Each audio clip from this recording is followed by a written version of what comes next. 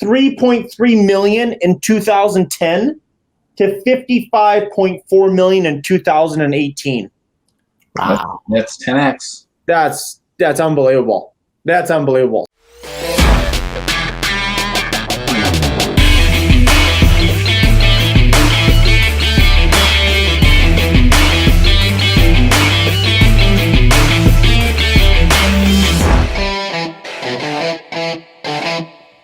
So Jeff literally said a minute ago, he was going to change our lives. Dude, all right. So what did you buy? So I'm always on Reddit looking for the things that are going to make my life better incrementally. And then somebody mentioned a vertical mouse, which is this thing. It's $28 on Amazon. And I was like, what? And so this is how you use it. Like, it literally sits on the table and you use it. It's like stand up. It's a vertical mouse, because apparently, like, this is not a natural position for your wrist to be in to long term. And it's changed my life. Like, my life is probably like 10% better at work because of this vertical mouse. I've never even heard of it. Are you serious? Dude, I bought it like 2 weeks ago, and everyone was like, why do you have such a nerdy mouse? I was like, go try it. And they're like, oh my God, this is amazing. And they've all bought it. No, you're right though, because at the end of the day, if you're like this typing or like this mouse, it pinches at the top of your wrist. It hurts after a while. And this was inspired because Brandon got a light up mouse pad, and he says it's changed his life. Yeah, I get so bored sitting on the phone for hours on my desk. I'm like, well, I'll bring a little color to my life, and it's got like 16 colors. It was $17. Wait, hold on. For real? So it really is a light up mouse pad? Yeah. Yeah, and then you literally just change colors. See, I can go any color I want, blue, whatever. It's got one that changes, money, green money. Well, how do you change the colors on it? It's just a little button right here. Awesome. I love it. Jesse, what's the last thing that you bought that changed your life? That is a good question. The last thing that I bought that changed my life. I'm looking around my room. I have so many things I've bought that are still in boxes. Does it count as changing my life if it's still in a box? You're like, so my wife is like, hey, I'm getting our kids' Christmas gifts shipped to your office. I was like, okay. And I'm expecting like 3 or 4 boxes. Literally like 40 boxes are in my office. It looks like I look like an Amazon warehouse. It's absolutely insane. And so what we do is we don't keep the gifts at the house because my kids are young. They're going to be 9, 6, and 3, and they'll just open the gifts before Christmas. So we have to keep them here at the office, and then we go wrap them the night of Christmas, and then we put them under the tree. It's a lot of work.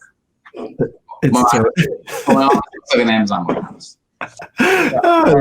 Our closet looked like an Amazon shelving unit, just Amazon. We ran out of room in our closet. Like, there's just we've wrapped a bunch of it now, but there was so much. All right. So I am going to focus us on real estate just slightly because you just mentioned an Amazon warehouse. So Brandon, you had a funny story you had mentioned a minute ago about so those of you who don't know Brandon that well, Brandon is like, he's one of these dudes that I don't know you that well either yet. I'm still learning, but my guess is you are always learning, correct? Yeah, always. Okay. And so in your career selling hundreds and hundreds of homes, you're always trying to get better. You're always learning. Why do you order books in the wrong language? So it's my pet peeve with Amazon. I mean, they're great. I mean, their shipping, returns, everything is just so great. But at the bottom, I did the same thing with Millionaire Real Estate Agent, and I just got so frustrated. It's on bookshelf in the wrong language somewhere. But at the very, very bottom, everything will be in English. There'll be no mention that the front cover is in English. It's a photo of an English book. And then you get it and you open it up and it's in German, or I think the other one was in Dutch or something. And so it was like huge shipping. I had to wait an extra 3 or 4 weeks for it to come, and I couldn't figure out why it was taking so long. And well, it was in Germany. So it got shipped from Munich, Germany.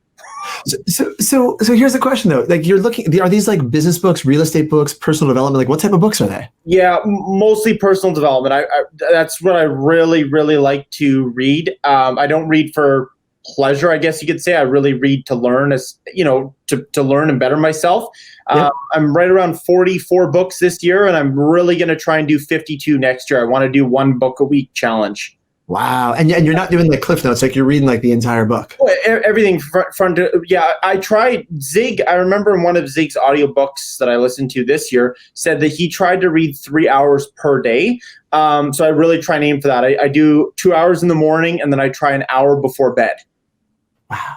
That's awesome. And you're a better human being than I am.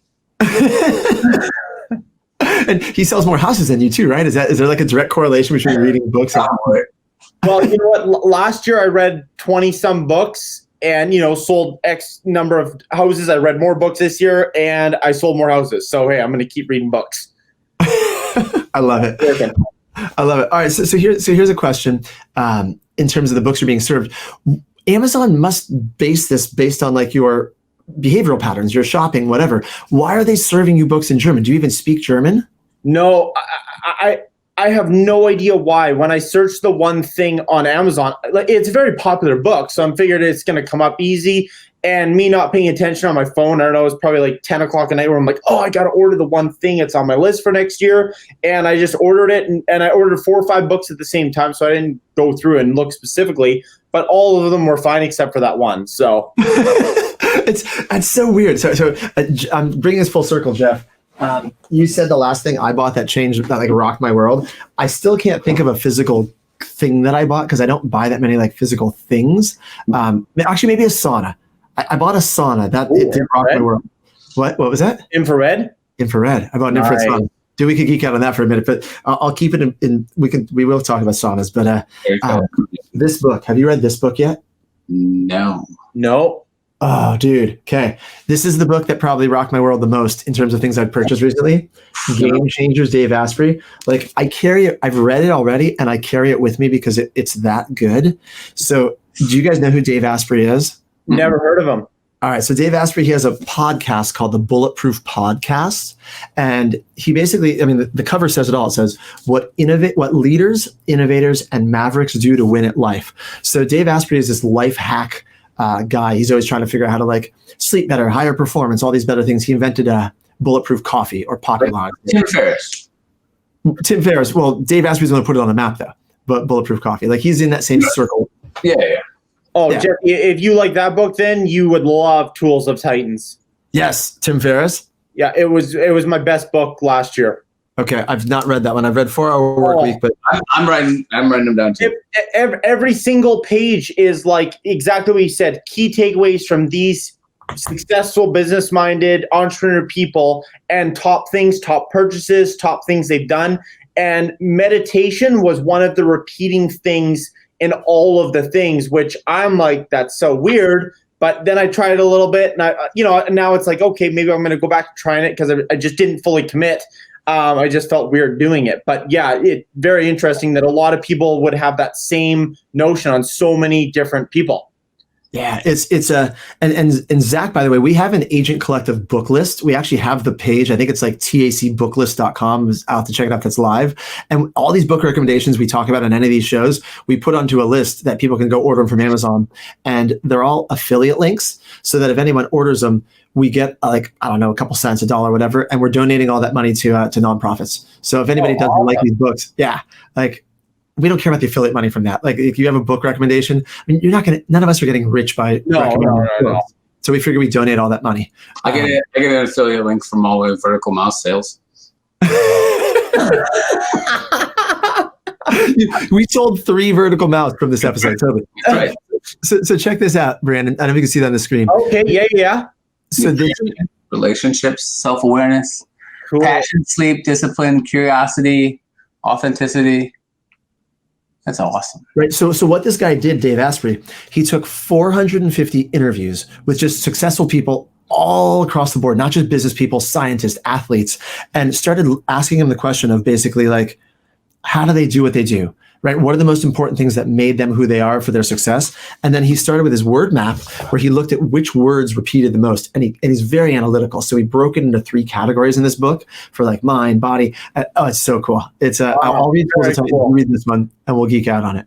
Sweet. Jeff, I'll get you something with more pictures. You know, I've held my tongue on 2 California jokes. It was a California joke on meditation, and there's a California joke on the sauna. So like, I'm giving you some mercy now. So you want to go down the picture road book? Working those California referrals just in case. Yeah. Send them to AJ. All right. So what was the sauna joke? I want to hear the sauna joke. It's typical California to have a sauna. It's what? How hot is it on December 8th in California right now? Let's find out. Let's find out what the weather is. It's hot. Everybody check your weather. What's the weather in your area? I'm 75 degrees Fahrenheit. I hate you so much. It's 36 degrees here. That's not a real temperature. So here's a funny California story. Hold on. Let's see, Brandon, in Canada. 3 degrees. So it's 3 degrees today.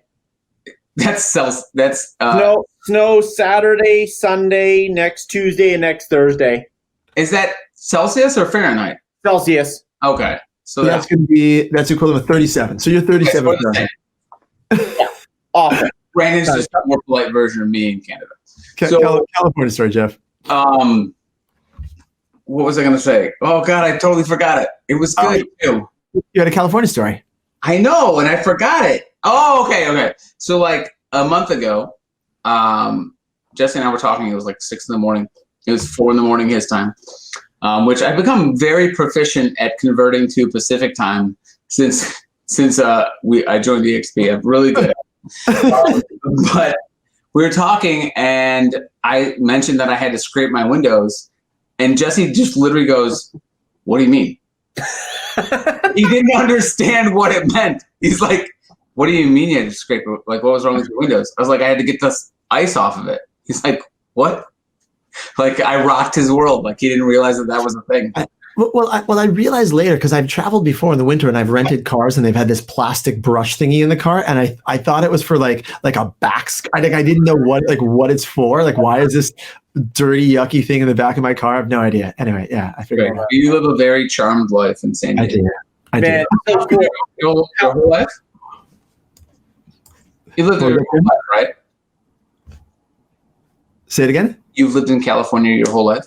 Oh yeah, no, I've lived in California the majority of my life, but I've lived in a lot of places. I lived in New York City. I lived in Northern California. I lived in Italy. I lived in Thailand. I lived in lots of places. But you were born in California? Born and raised, yeah. Cool. No, I've lived the charm. I will not argue I've lived the charm life. Like, I won't argue it either. Not even a semi-charmed life. Oh, that's so that I got a cool California story. When I was first starting my business, I was maybe in the cleaning business 3-4 years. I started doing a restaurant, a Joey's, and there was an apprentice there that we took a good liking. We're both young kids, just goofing off, having fun. And he would finish his shift after cooking all night, and I would come in to clean. And at the time, this is before I had like lots of staff. And so I was doing the cleaning myself. So I was there every night. So I saw him 5 days a week and became friends with him, went to his house for poker nights, all of that. He ended up going to Calgary to brave those winters for like years and years and years. And he just posted on Facebook story that he's now the head chef of downtown LA. And he's got photos of his backyard, like December the 7th, yesterday being December the 7th, of the pool, the palm trees blowing in the wind and everything. I'm like, man, you have made it. Like, that is the difference between worst case scenario and best case scenario right there. Just awesome. That is awesome, dude. All right, let's change gears for a minute in terms of I want to bring us to some actionable stuff, because probably there's a lot of real estate agents watching this, I'd imagine. Maybe there's, I don't even know, maybe scientists, or who knows, probably real estate agents, right? So no scientists watching this. All right, so Brandon, you held up something before we started talking. Can you hold up that index card again? Oh yeah. Okay, check this out. So scripts on index cards. And you made a comment about someone. You said, this person's done this 1,000 times. Why do they need scripts on index cards? You've made hundreds of thousands of cold calls. We've literally done the math on it. Do you really still have your script in front of you on an index card? No, not on an index card, because it's gone digital. But if I didn't have it digitally, yes. So Mojo, what happens is when it dials the 3 lines, somebody answers, it automatically shows my script right there. and then I can automatically enter in the notes beside it. So every single call, no matter what, no matter how many times I've made the call, I read the script as if it's the first time I'm reading it. Every time. Do you ever feel like your tonality or like your pitch is like, do you ever feel like the other person can tell you're reading it? Yeah, because you're not comfortable enough with the script. So if they feel that you're reading a script, it's because you haven't made that script a part of you. So what you need to do is you need to get the script in the morning, you need to read it. In the afternoon, you need to eat. In the evening, you need to read it. You need to make it a part of you, because when I was first asking the qualifying questions, they were like, oh, I'm not answering this survey. And I was like, it's not a survey. I'm trying to qualify you. But they were answering it because it was the way I was going through the questions. So I learned to kind of massage that into my own tonality and my own approach, and now become very successful at it because it's become a part of me. Can you repeat the script without looking at it? I probably could. Yeah. Hi, this is Brandon calling with Remax. How are you doing today? I'm great. Great. Good to hear, Jeff. I just wanted to call and let you know we've had over 100 homes sell in just the last week here in Kelowna, and was just wondering what your future plans might be with your own property. Well, my wife and I we're outgrowing this house, so like we're thinking about moving to a bigger house. Terrific. When are you moving? Well, we just started talking about it. It's not something that we've put in set in stone, but we've just been kicking around the idea. Our house is, it's 1,900 square feet right now. We have 3 kids that are kind of young, and it's just, we know it's not going to work long term. Awesome. And are your kids wanting to stay in the same school or go to a different school? Yeah, that's our big challenge, is that they want to stay in this school district, and it's only like a half-mile square. So there's not a lot of options, and we're surrounded by older homes, so they're not as big as what we're looking for. So we kind of just get to that point, and then the conversation falls apart. Okay. And are you guys open to the idea of doing renovations or having the renovations done before you were to move in, if you were to find the perfect house, perfect layout? Well, the biggest challenge that we've seen is that the houses just aren't big enough. They're built 100 years ago, so they're just not. We need probably 2,500 square feet plus. Okay. Well, there's a couple school districts in the Kelowna area that allow inter-range, I don't know what the word is, but basically you are allowed to be outside the school district even though you can go to the school. So there's special parameters there. So maybe we could widen your search a little bit and see if there's some newer, bigger houses in those areas that might be a fit for you. I'd be happy to show you what's available. Oh, see, I didn't know that at all. Yeah. No, I've got lots of resources and stuff on my website that I can email you now. What's the best email for you? It's just jefflyons@gmail.com. Okay, super. Well, I'll send you some information, and then I'll follow back up with you tomorrow morning and see how things looked, and take a read through it with the wife, and I will check in with you in the morning. All right, thanks. What's your name again? Brandon Grass. Okay, thank you so much, Brandon. You betcha. You betcha. That was so good. Yeah, it was so good. It's so good. Like, I'm such a fan, Brandon. I love that. Like most people would have hemmed and hawed or like, I'm not going to role play. Like, you're just like, boom, like on. Into it.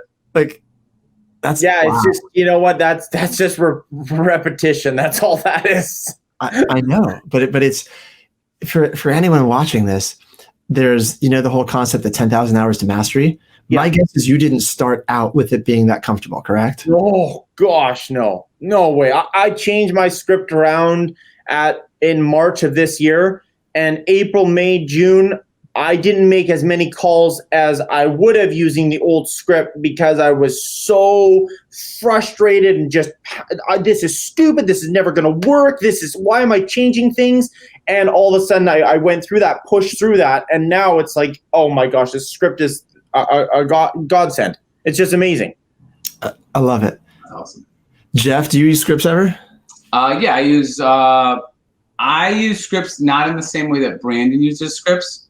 And I was actually going to ask you about this, Brandon. When I mentioned the school district, was that wasn't scripted? You're not going to bring up you brought up the school district on purpose? Well, of course, because how am I going to add value to you? Like, I know you got a need. You're telling me, you're and your wife, hey, your home's too big. You can't get into a home that's 2,000 square feet. You need a bigger home. Well, bingo, there's your answer. You can still go to the same school. It's important to you that a lot of parents need their kids in the same school. And all of a sudden that's a value add, right? And then because I have those resources ready, it's like, here's just Jeff, here's some value for you. And I'm not just some, cold calling schmuck, right? So I bring value that way. And that is why Brandon is successful, people. He takes massive action and he adds value without being asked to. That is the reason he's successful. See, I was going to say the reason he's successful because he's not just some cold calling schmuck. I think that should be on a t-shirt. You say potato, I say potato. But so I use a script and I treat it like a general outline. I don't repeat it word for word. And a lot of times I will go off on tangents based on what the person says to me. And that has only come from being experienced enough and I've listened to people long enough. And I've been really good at being able to read people. I know exactly what road they want to go down to after talking to them for 15 seconds. So I'm going to lead them down that road. But using the scripts for me should be thought of as an outline and not my favorite example is Jesse, role play this with me. Okay. Hello. Hi, is this Jesse? Yeah, this is Jesse. Hey, Jesse, sit with his role play. Say something that would totally throw off the idea of a sales call. Hey, Jesse, this is Jeff Lyons with. Oh, hold on. My daughter's dropping something hot. Hey. You mean like that? You mean totally off? So this is Jeff Lyons with eXp Realty. So many agents just follow the script no matter what the other person said. Yeah. Hey, I'm probably not moving. I'm thinking of going to. Wait, how'd you get my number? This is Jeff Lyons with eXp Realty. And they just go to the next line, and it's just it's no wonder we don't have a great reputation as real estate agents. Because if I'm doing that call and Jesse's obviously pretty preoccupied, I'm going to say, hey, would it be okay if I called you back at a better time? I had a guy say that I think he said his son just got COVID and the idea of moving right now is way too stressful and they're going to take the home off the market. I said, I'm really sorry to hear that. I'm going to circle back with you in a month. If I had just gone to the next line in the script, there's literally no way he's ever going to do business with me ever. He's actually going to make it a point to never accept a call from me ever again. Right. 100%. Have I ever shown you, Jeff, my script art history lesson? No. All right, check this out. Can you guys see my screen there? Yes, we can. Okay. This is a famous artist. Now, I don't know if you guys know art history or don't know art history. I don't know if it matters, but I love using this one. So this is a very well-known artist. And does anyone recognize this artist? Do you know who this artist is? No. Okay. Now I'm going to show you a different artist that I want you to see that you'll definitely recognize, right? Okay. See these paintings here? Let's do some of these images. Is it scary that Picasso died in 1973? That always freaks me up. I always thought he died in the 1700s. Yeah, no, he's pretty recent. So see this one right here? This is screwed up faces, eyeballs over noses, right? Right. Even if you don't know this is Picasso, you recognize this as a famous artist. This style, right? Okay. Would it shock you if I told you it's the same artist that painted this one? Wow. I could see how it would be shocking. My mom actually was a professional artist, so it doesn't shock me that much. And the reason I use this in terms of scripts is the one that's the really realistic one. That was one of his early paintings. Mm-hmm. Picasso went to school to learn to replicate the Dutch masters. He literally learned to painstakingly create the exact same style, and he learned every single rule of art before he went to break them all. Right? That is an incredible analogy. That is so cool. It's just like in sports. The best Michael Jordan's fundamentals were better than everybody else. Yep. And agents get obsessed with shiny objects let me go over here and pay for this lead service, or let me go over here and sign up for this company and that's going to change my business. If they just focused on being able to talk to people coherently, their business would explode. Or even talk to them incoherently. Just talking to more people would probably help. I always say it is better to be consistently good than inconsistently great. Like if all you did was call 10 people a day and say, hey, do you want to buy or sell a home? Hey, do you want to buy or sell a home? Hey, like you're going to be infinitely better than the person who has the most amazing scripts, they're dialed in routines, and they never take any action. Like you're going to crush that person just by taking imperfect action. And that's what I see most agents struggle with. They want somebody to do it for them. They want the conditions to be perfect. They want it. It's just never going to be perfect. The latest thing with Jeff's point is not calling it. It's the whole CRM automations and the drips and the no touch follow up, right? Yeah. Like it's absurd. You go into lab coat agents, and I mean, these agents are very productive. I mean, I'm not discrediting their production or the levels of success, but like you want somebody, some artificial intelligence to work your leads for you. Like you've got too many leads. You should be having way fewer leads and doing the personal follow-up. You want to get real personal, incorporate BombBomb, do a video of, hey, Jeff, it was so great talking to you. I sent you some school information. Here's my contact info. Here's some YouTube videos I did on the communities that you're looking in now. And all of a sudden, Jeff is like, whoa, who is this guy? Mm-hmm. And all I've done is talk to him and send him a video. And I think the funny thing is that no matter what lead service it is, the end result is a phone call. Yep. So like, why don't we just start with a phone call? Right. Yeah. And you are a big fan of BombBomb, right, Brandon? You know what? I'm so cheap. I have been a big fan of BombBomb for so long, and I'm so cheap. And then thanks to you introducing me to Krista, I picked up both her books and just consumed them like crazy over the last 2 weeks. So the How to Sell 100 Homes and the digital marketing one, I ordered both. Mm-hmm. And yeah, so I've signed up for BombBomb, and I've got it on my calendar for, over Christmas time to just do some pre-recorded videos. Some testimonials, some congrats on your accepted offer as a buyer, congrats on your accepted offer as a seller, and kind of go through the process so they know what to expect rather than me just, sending the accepted offer and then, moving on, right? Which is what I'm doing now. So there's so many areas where I can better serve who I have in front of me to get that repeat and referral business. I love it. And I don't know if you've even set up, like, I'm okay with affiliate links. I told Brandon, I'm like, you want to drive some traffic, Brandon? Right? If you just turn someone on to BombBomb, like use Brandon's like, dude, right. That's all, because that's going to incentivize Brandon to want to help you. Then send a message to Brandon and be like, hey, I just bought BombBomb because of you. Thanks. Yeah. Right? Like, cool, dude. We'll drop it in the wherever this show's posted, YouTube, wherever. We'll put a link in there. If you have like a BombBomb code, like use Brandon's code. Yeah. I'm good with that.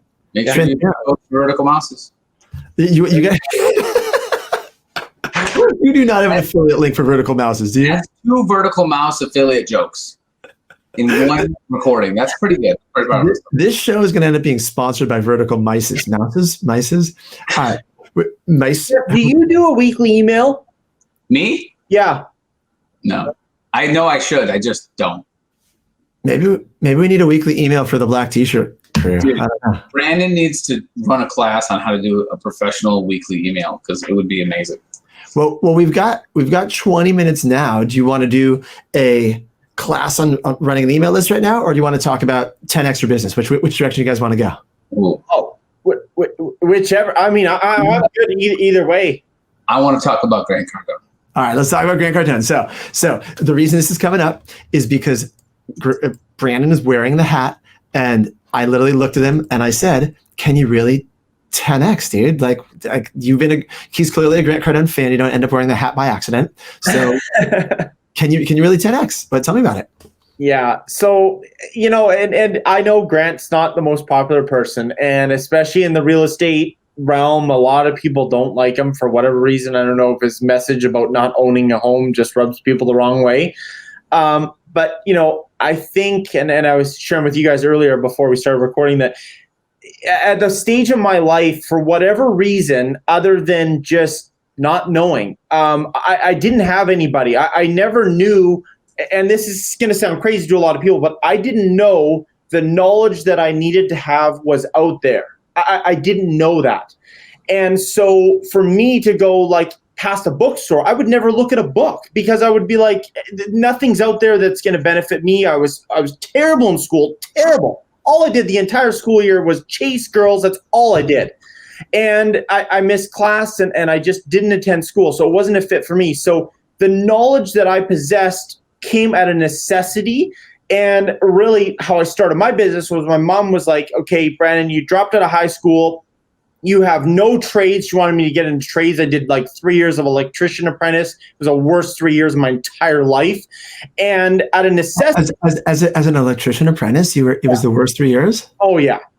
Freezing cold, pulling wires. It was just terrible.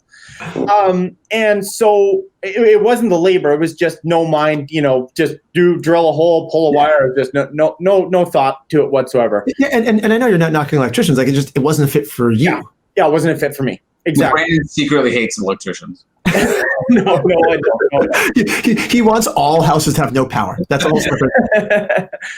Sorry, continue. Okay, so back when I was really struggling with my business. I'd grown to what I thought was, successful, and I'm a business owner. I'm doing so good, pat on my back. And then I was doing all these proposals for this very big company that I was trying to secure some business. And all of them were saying no, 10 different ways all of the time.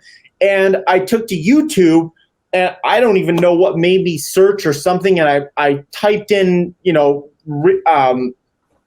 sales training or sales seminar or sales training or something. And one of Grant's videos popped up. And I was like, wow, who is this guy? So it was like 47 minutes. I've watched it over 1,000 times. And I can recite it word for word. And it's had the biggest impact to me in my life. And at the bottom of that, there was a call to action where you could sign up for his Cardone University. And at that point, I went from like not knowing, not having anyone to be like, oh my gosh, I need everything that I can learn about this because I can be more successful if I know this. All of a sudden, it's just like a light switch flipped. And so I signed up and have never looked back. Will you send me a link to that one video you watched? Because I'd love to check it out. I'm going to I can send it right now. Yeah, I've actually seen, and Jeff, I don't know about you, like I've seen a lot of Grant Cardone stuff that I really like. It's not like I'm against Grant. I think it's just some of his stuff that from the materialistic, I show up in a helicopter and I'm the best at everything ever. Like I don't know Grant personally, so I'm not knocking him. I only know the persona he puts out online, but it's a little over. That stuff's over the top for me personally. But I think I like I said earlier, I think Grant knows it's over the top, right? And I think I don't think anybody's really like that. I hope not. Are you saying he's like the Marilyn Manson of sales trainers? It's not the nickname I'd pick, but I mean, sure. No, but I'm talking about like you think it's like a shock value thing? I mean, branding. I think absolutely it's a shock value thing because I think that what he needs is eyeballs on his stuff.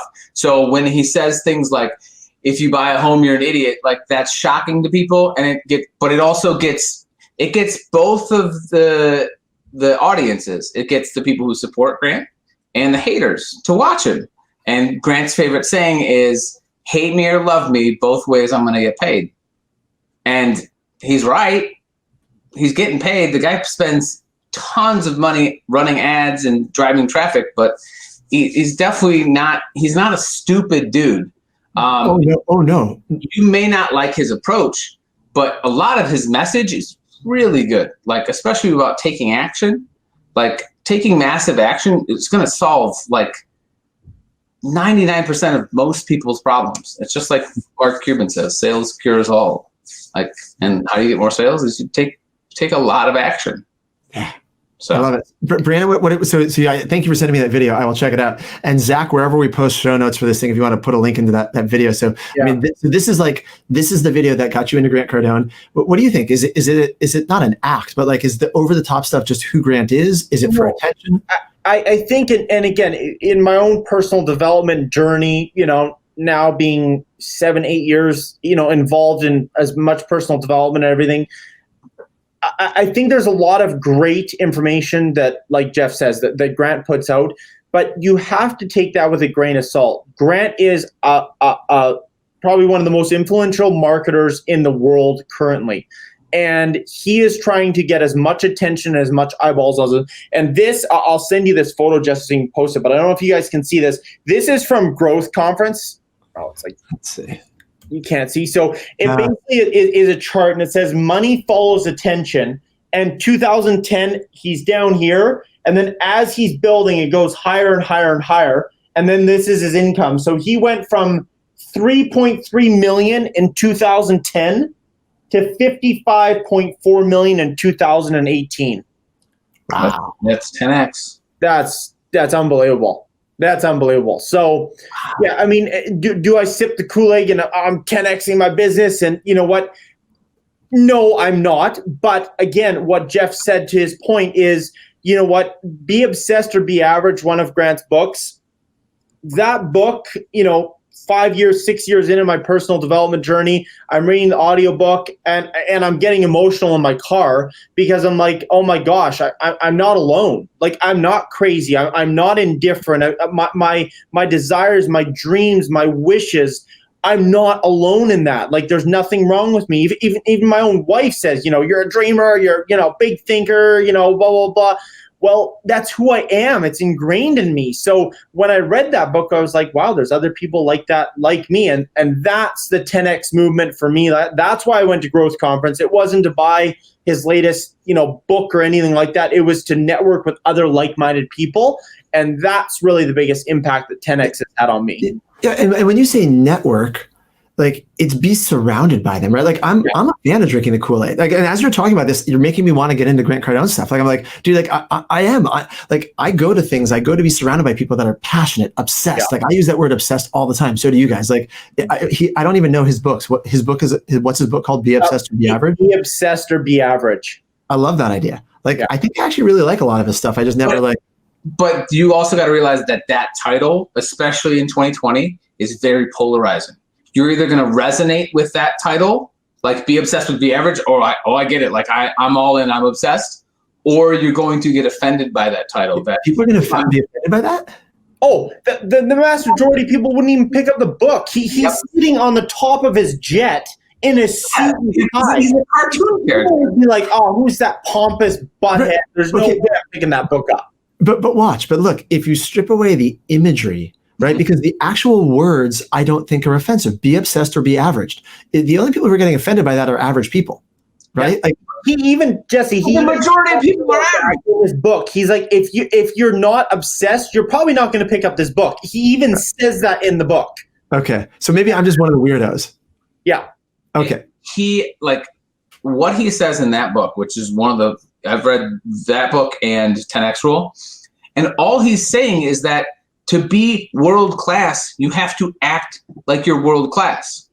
Like, if you don't think Michael Jordan was obsessed with basketball or LeBron James is obsessed with basketball, like, it's probably all they think about. And the one thing that I've seen when I talk to successful people is, like, I know for sure Brandon thinks about real estate pretty much 24 hours a day. Yeah. And, like, I think about real estate and how it can help agents all the time. And it's not like, and somebody asked me the other day, like, what are your hobbies? I was like, I don't know. Like, I think about work. Like, and like, they looked at me like they were like, are you sure?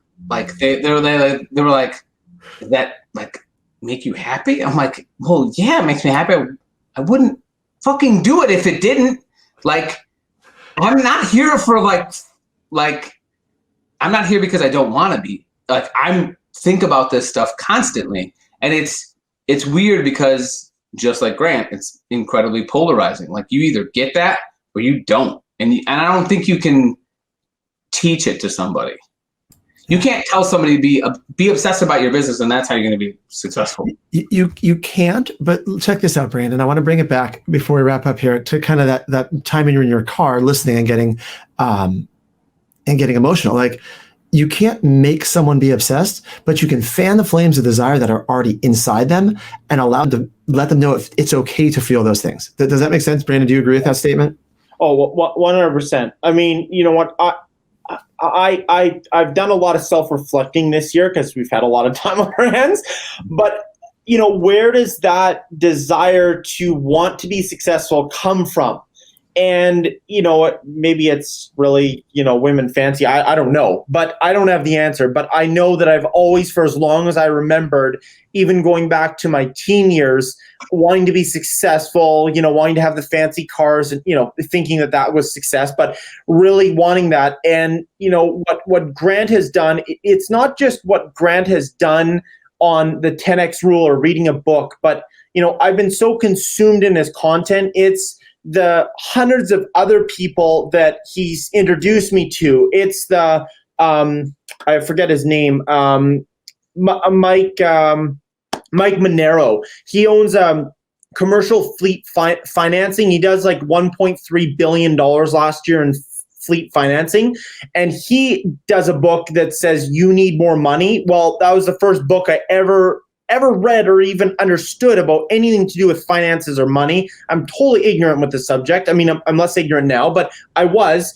And he was on one of Grant's Power Players episodes, right? So then I'm following him. And then I keep hearing Grant saying, it's in books, folks. What you want to learn, how you want to learn, it's in books. So then I take action to that. And I read so many books last year. And I'm like, wow, I actually learned quite a bit and implemented quite a bit.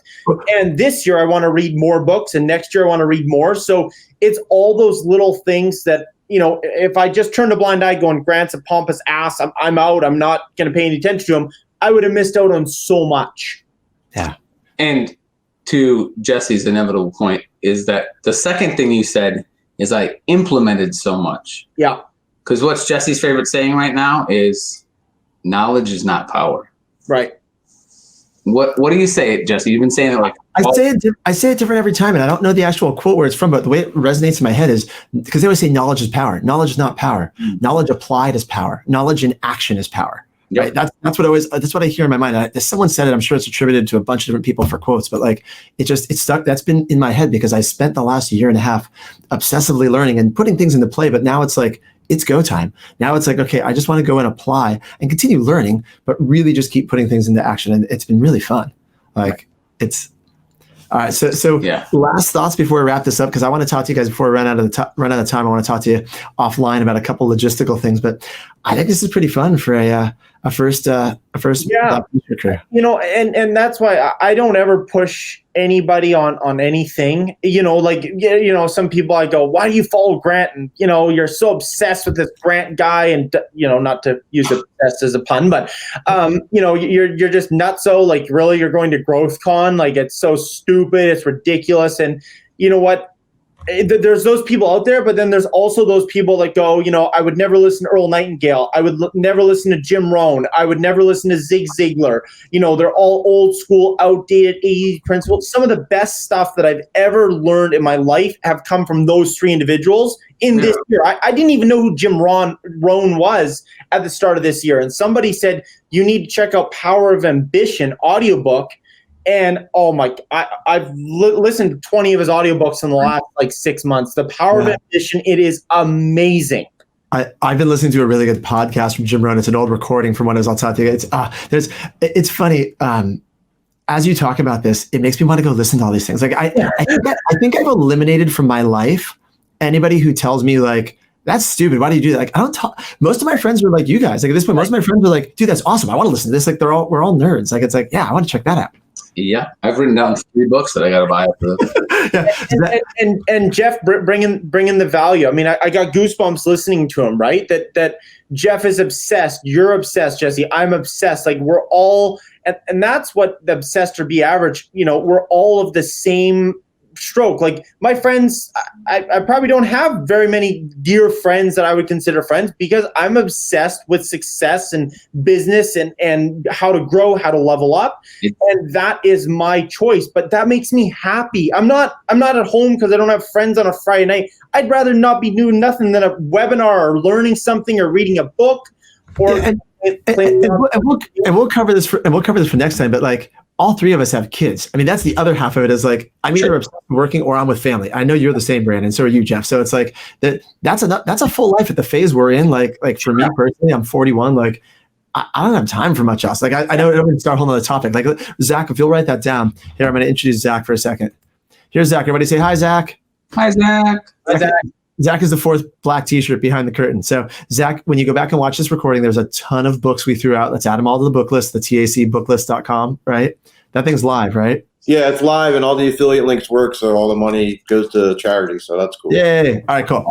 So let's make that down that note for the next time we schedule the next Black T-shirt crew recording. Let's do that. Guys, I'm going to stop the recording here. Enjoy your day, whatever time of day you're listening to this, whatever you're doing, just put something into action. Sound good? That's it. All right. That's how you win. See you guys later. Produced by the Agent Collective Media Network.